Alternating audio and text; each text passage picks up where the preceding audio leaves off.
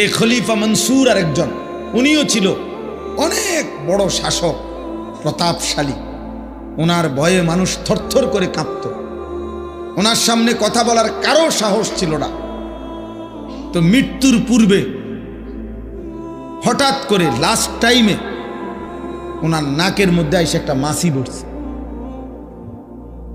এখন মাছি বসার পরে উনি বারবার মাছিটা সরায়, কিন্তু এটা আবার বসে, আবার সরায়, আবার বসে।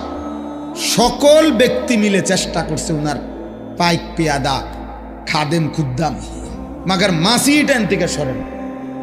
মুড়িয়া কেবলই আসছে বসা, এটা ওনারে উনি অসহায় হয়ে গেছে এক পর্যায়ে যে ইন্নালিল্লাহ, মানে এই মাছিটা আমি কি করতাম, এটা কেন আমার নাকের থেকে সরছে না, এটা কেবলই আসতেছে, কেবলই আসতেছে। ঠিক ওই টাইমে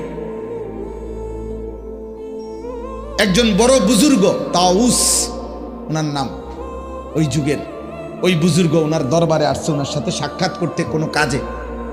ঠিক এই টাইমে উনি আইসে, এই খলিফা মনসুর, এই শাসক, ওনাকে ওই বুজুর্গকে, ওই বড় আলেমকে জিজ্ঞেস করছে, জনাব বলেন তো আল্লাহ মাছি কেন সৃষ্টি করছে?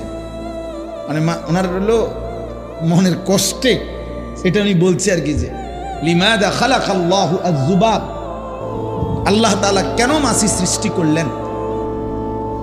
আল্লাহু আকবার। ওই বুজুর্গ তো বুজুর্গই, ওই আলেমে দ্বীন বলেছেন লিয়াযুল্লা বিহি উনুফাত তুগাত,